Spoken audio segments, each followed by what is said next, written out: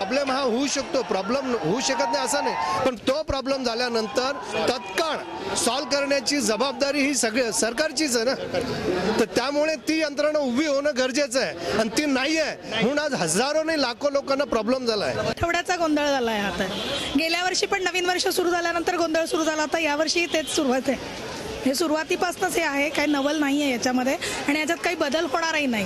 गाड्याचं time table बरोबर नसल्यामुळे वारंवार गाड्या बंद पडतात आणि मागच्या 15 दिवसापूर्वी जास्त गोंधळ झालं होतं.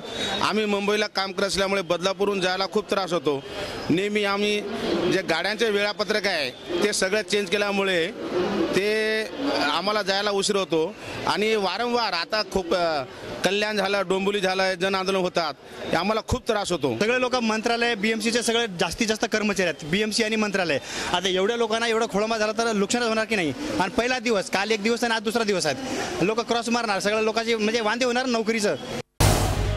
झी 24 तास रहा एक पाऊल पुढे.